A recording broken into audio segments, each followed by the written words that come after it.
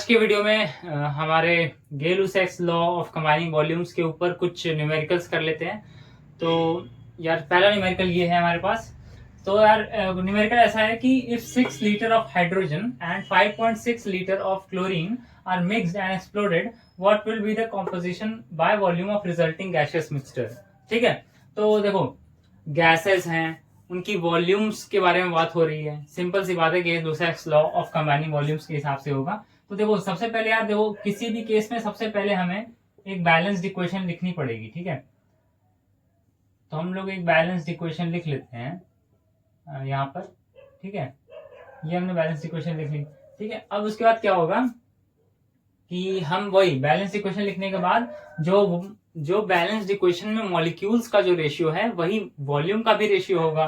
ठीक है, यानी कि 1:1:2। ठीक है, अब 6 लीटर ऑफ हाइड्रोजन और 5.6 लीटर ऑफ क्लोरीन है। ठीक है, तो 6 लीटर ऑफ हाइड्रोजन है, यहाँ पे हम लोग लिख लेते हैं 6 लीटर ऑफ हाइड्रोजन है और 5.6 लीटर ऑफ क्लोरीन है।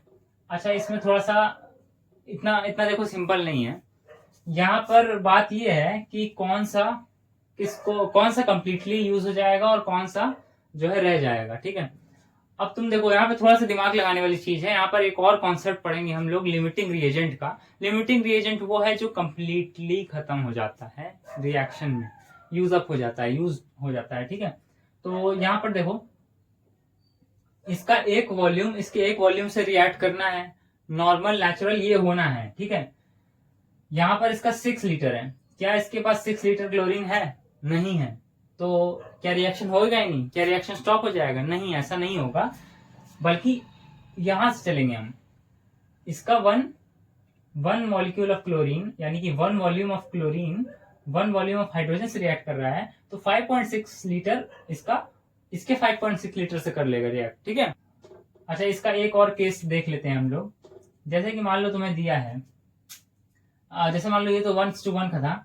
इसका एक और केस देख लो, जैसे मान लो तुम्हें दिया होता कि 2:1 के रेशियो में ये लोग रिएक्ट कर रहे हैं। ठीक है, 2:1 के रेशियो में मान लो A प्लस B है, ऐसे 2A plus B gives C है। ठीक है, तो 2:1 के रेशियो में रिएक्ट कर रहे हैं। अब इसका वॉल्यूम तुम्हें दिया है, मान लो लेट से 200 और इसका दिया है तुम्हें 80। ठीक है, 200 लीटर्स 80 लीटर्स। अब बताओ तुम यहाँ पर कैसे कॉन्सेप्ट यूज होगा। यहाँ पर तो देखो सिंपल था, 1:1 का था तो 6 ले नहीं सकते थे क्योंकि 6 क्लोरीन था नहीं, तो 5.6 ले लिया, तो इस साइड से चला। तो वही मैं कह रहा हूँ कि यहाँ पे कैसे करोगे। इसके 2 को इसका 1 लग रहा है, मतलब आधा लग रहा है, तो 200 को 100 लगना चाहिए, बट 100 तो है ही नहीं, तो क्या रिएक्शन नहीं होगा? ऐसा नहीं है। वही मैं कह रहा था कि इस साइड से इस साइड नहीं जाकर इस साइड से इस साइड आएंगे। कैसे? देखो जब इस साइड से इस साइड गए तो 2 का आधा लग रहा है, मतलब 200 का आधा 100, बट यहां से यहां जाएंगे इसका एक वॉल्यूम को इसके 2 वॉल्यूम लग रही है, मतलब डबल, मतलब 80 को 160 लगेगा। हाँ, तो 200 है, 160 यूज हो जाएगा, मतलब 40 बच जाएगा। अब देखो कॉन्सेप्ट क्या है, ये पूरा यूज अप हो गया, तो ये वाला जो ये होगा ना रिएक्टेंट बी, ये होगा लिमिटिंग रिएजेंट या फिर लिमिटिंग रिएक्टेंट। उसी तरह यहाँ पर ये पूरा यूज हो जा रहा है, तो ये जो क्लोरीन होगा ना ये हो जाएगा लिमिटिंग रिएक्टेंट या फिर लिमिटिंग रिएजेंट। ठीक है, तो यहाँ पर ये बहुत अच्छे समझ में आ गया होगा अब ये, क्योंकि देखो ये तो बहुत सिंपल केस था। इस केस में आप कैसे करते, तो उसके लिए ये हमने यहाँ पे डिस्कस कर लिया। और ये वाला न्यूमेरिकल देखो हम लोग हो जाएगा कि 5.6 इसके 5.6 रिएक्ट करेगा, तो 6 माइनस 5.6 यानी कि यहाँ पर रिमेनिंग अगर हम देखें तो 0.4 लीटर्स ऑफ हाइड्रोजन बच जाएगा, ये कंप्लीटली यूज हो जाएगा, तो 0। यहाँ पर HCl की बात की जाए तो ये डबल हो जाएगा। ठीक है, 5.6 लीटर क्लोरीन इसका डबल, मतलब कि 5.6 इंटू 2 यानी कि 5.6 इंटू 2 यानी कि 11.2 लीटर्स। तो यहाँ पर समझ गए हम लोग, रिमेनिंग जो मिक्सचर होगा उसमें ये चीजें होंगी। रिजल्टेंट मिक्सचर में by volume 0.4 litre of hydrogen होगा और 11.2 लीटर्स ऑफ HCl होगा। ठीक है, HCl गैस। तो यहाँ पर ये एक न्यूमेरिकल हमने कर लिया है। एक और न्यूमेरिकल हम लोग कर लेते हैं जिससे कि कॉन्सेप्चुअल अंडरस्टैंडिंग आ जाए काफी ज्यादा। यहाँ पर यार ये मैंने क्वेश्चन लिख दिया है, ये क्वेश्चन करके ना यार हमारे काफी कॉन्सेप्ट अच्छा हो जाएगा। ठीक है, क्योंकि इसमें रिजल्टेंट मिक्सचर में क्या क्या बच रहा है ये भी निकालना है, तो अनरिएक्टेड पार्ट जो बच जाएगा वो भी हम निकालेंगे, ठीक है, और चीजें समझ में आ जाएंगी, ठीक है। तो सबसे पहले देखो, sample of coal gas content 45% of hydrogen, इतना इतना जो है जो भी डिटेल्स दिए हैं, और 100 ml of this gaseous mixture, मतलब एक गैशियस मिक्सचर है, उसमें कई सारी गैसेज हैं, इसमें कई सारी गैसेज जैसे कि कार्बन मोनोऑक्साइड है, C2H2 है, H2 है, हाइड्रोजन है और मीथेन है, ठीक है, कई सारी गैसेज हैं। उसमें हम लोग ऑक्सीजन डाल दिए हैं 160 ml, 160 ml ऑक्सीजन डाल दिए हैं और एक्सप्लोड कर दिए हैं।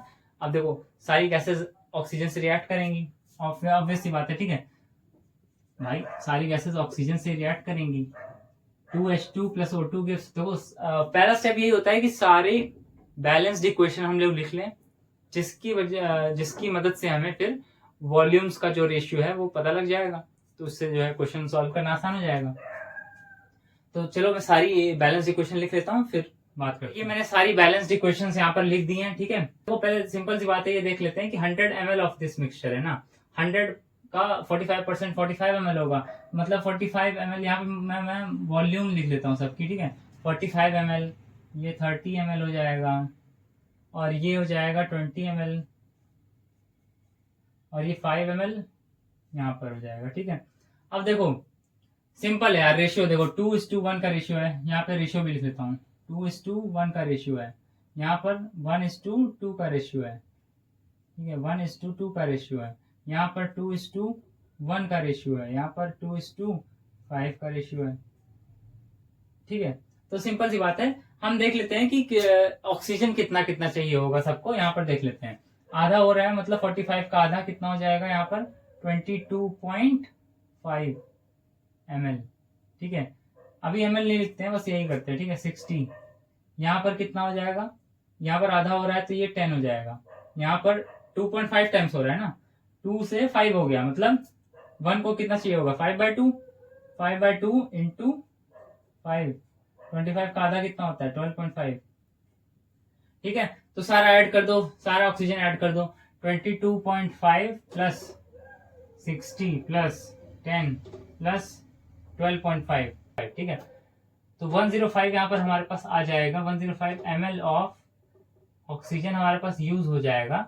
और साथ ही साथ क्या पूछा है, देखो calculate the volume composition of the resultant mixture when cooled to room temperature. अच्छा देखो एक चीज और बहुत इंपॉर्टेंट है कि यहाँ पर देखो रिएक्शन, हमें रिएक्शन खुद से लिखना है, रिएक्शन में फॉर्म हो रहा है वाटर, अभी वाटर वेपर लें कि लिक्विड लें ये भी कंफ्यूजन होती है कई बार, तो यार देखो ये इसीलिए लिखा होता है यहाँ पर रूम टेम्परेचर पे क्या ये H2O गैस रहेगा यानी वाटर वेपर रहेगा। वेपर कब रहता है, बॉइलिंग पॉइंट 100 डिग्री सेल्सियस, ठीक है। ये तो रूम टेम्परेचर की बात हो रही है, तो इसी से समझ जाओ कि ये लिक्विड बन चुका होगा, मतलब इसको नहीं लेना है, मतलब इसकी वॉल्यूम नील होगी, ठीक है। तो नील होगी तो इसको नहीं मानेंगे, ठीक है। अब तो इसीलिए हम हमारा आसान हो गया कि रिजल्टेंट मिक्सचर जो है उसमें क्या होगा, ये सब तो होगा नहीं, बस ये होगा, ये होगा, ये होगा। तो इसका भी देख लेते हैं, देखो 30 1 से ट्वाइस हो रहा है, सेम है रहा है, तो यहाँ पर देखो ना, इसका 1 वॉल्यूम इसके 2 वॉल्यूम से रिएक्ट करता है, इसका 1 वॉल्यूम देने के लिए, तो 30 इसका 30 देगा, इसका 2 वॉल्यूम से इसका 2 वॉल्यूम बनता है तो 20 से 20 बनेगा, इसके 2 वॉल्यूम से इसका 4 बनता है, डबल हो रहा है, मतलब 5 से 10 बनेगा, तो 10 20 30 ये हो गया, और ये यहाँ पर तो कुछ नहीं है, तो 30 ml ऑफ कार्बन डाइऑक्साइड यहाँ पे, 20 यहाँ पर, ये यहाँ पे, मतलब 60 हो गया टोटल, 60 ml ऑफ CO2, और 105 ml ये हो गया, तो 160 minus 105 is equal to 55 ml of unreacted oxygen, ठीक है। ऑक्सीजन जो अनरिएक्टेड बचेगा ये इतना होगा, और CO2 हमारे पास 60 ml यहाँ पर बचेगा, ठीक है। तो रिजल्टेंट मिक्सचर का यही होगा when it will be cool to the room temperature, ठीक है। तो आई होप यार सारा कॉन्सेप्ट यहाँ पर क्लियर हो गया होगा कि बस देखो बस यूनिटरी मेथड लगाना है कि ट्वाइस से आधा हो रहा है तो यहाँ पे वॉल्यूम आधी कर दी, यहाँ पे 1 से ट्वाइस हो रहा है तो वॉल्यूम ट्वाइस कर दी, ठीक है। इसी तरह इसका रिलेशन इससे देख लिया कि भाई 1 से 1 बन रहा था, 30 से 30 ही बनेगा, ठीक है। यहाँ पे ये 1 हटा देता हूँ, 30 से 30 ही बनेगा। फिर यहाँ पर देख लो कि ट्वाइस से ट्वाइस बन रहा है तो वॉल्यूम्स का रेशियो भी 2:2 यानी कि 1:1, यानी कि 20 से 20 ही बनेगा।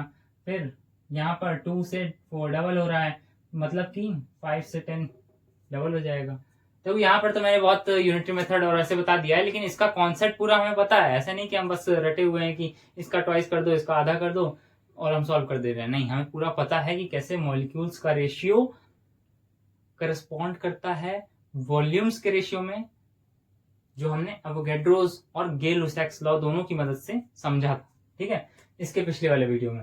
तो यार यहाँ पर हमने 2 न्यूमेरिकल्स बहुत ही अच्छे तरीके से समझ लिए हैं। पहले न्यूमेरिकल में न्यूमेटिक रिएजेंट का कॉन्सेप्ट पढ़ा था, जो कि मैंने एक एक्सटेंडेड एग्जाम्पल के थ्रू भी समझाया था, और ये वाले एग्जाम्पल के साथ आपका बहुत ज्यादा कॉन्सेप्ट क्लियर हो गया होगा अनरिएक्टेड पार्ट और रिजल्टेंट सोल्यूशन के बारे में। सो आज का ये पूरा वीडियो था, कैसा लगा प्लीज बताइएगा, और मिलते हैं नेक्स्ट वीडियो में। तब तक के लिए गुड बाय।